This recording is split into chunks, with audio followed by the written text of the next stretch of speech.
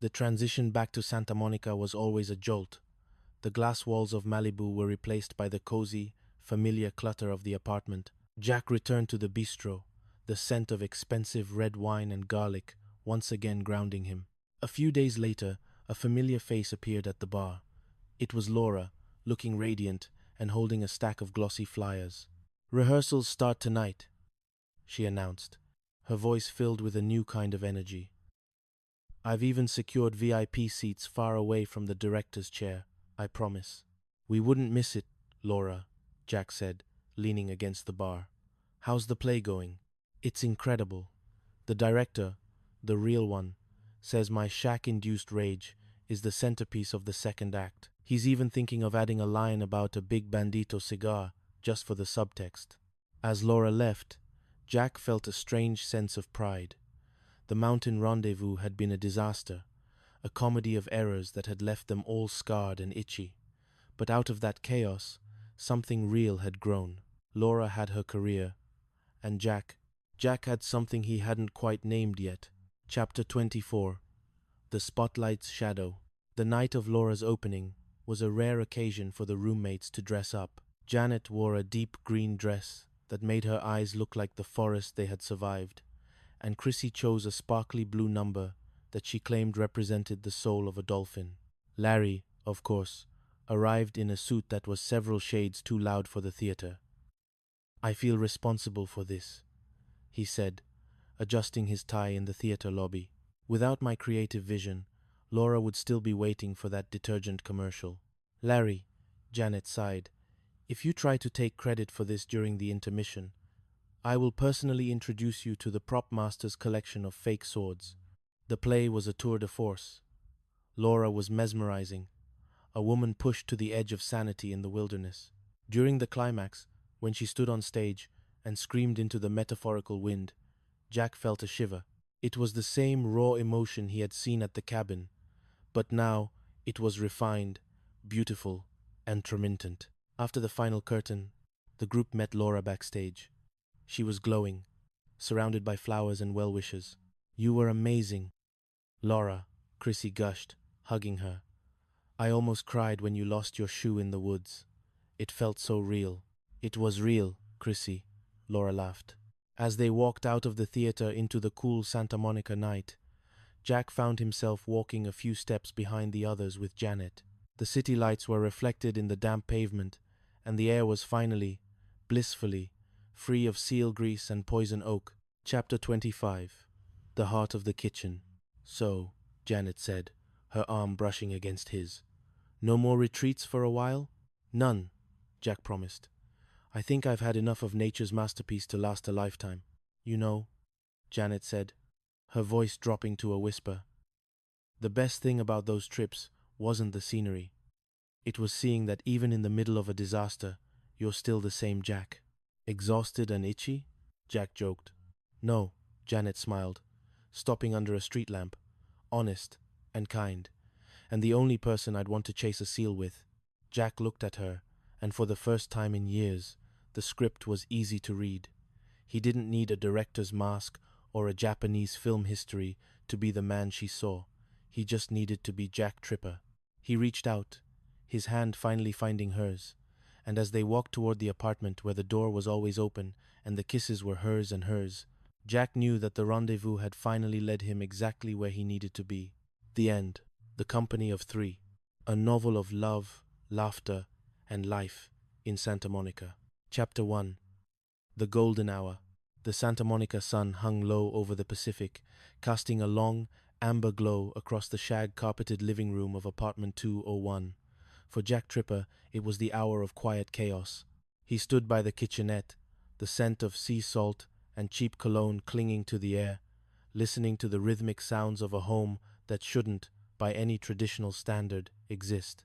Jack was a man of many secrets, but his greatest was the depth of affection he felt for the two women he shared this space with. Janet Wood, the sensible florist with eyes that saw through his every farce, and Chrissy Snow, the blonde whirlwind of innocence, who managed to make the most mundane sentence feel like a riddle. "Come and knock on our door," Jack hummed to himself, his voice a low baritone. He was a culinary student, a man of flavor and heat. Yet here he was, playing the role of the platonic brother to keep the peace and to keep their landlord, the perpetually suspicious Mr. Furley, from throwing them out onto the street. "Hi, honeys, I'm home," Jack called out as he swung the door open, dropping his bag. The response was immediate and sharp. "Why didn't you knock first?" Janet's voice rang out from the kitchen, her brow furrowed over a steaming pot. Jack grinned, that crooked, boyish smirk that usually got him out of trouble. "Because we might not have been decent?" "Exactly. It's all right," Jack teased, leaning against the counter. "I looked through the window first to make sure." Janet rolled her eyes, but a small, affectionate smile played at the corners of her mouth. "Well, that's okay then. Here, Jack, as long as you're here, why don't you help Chrissy put up the new shower curtains? I need to get something out of the oven." Jack paused, sniffing the air. A peculiar, acrid scent was beginning to compete with the aroma of the evening breeze. "Hey, wait, when did you take up cooking?" "I haven't," Janet replied curtly, her face flushing. "I've got some underwear drying in there. Don't ask." Jack chuckled, a sound that died in his throat as he realized the domestic task ahead of him. Shower curtains. Right. The final frontier. Chapter 2. The farce. In the bathroom. The bathroom was a cramped, tiled sanctuary where the steam usually smelled of lavender soap. Chrissy was already there, standing precariously on the edge of the porcelain tub, her blonde hair tied back in a messy bun. "Jack, just hand me the new curtain, and then you can go, okay?"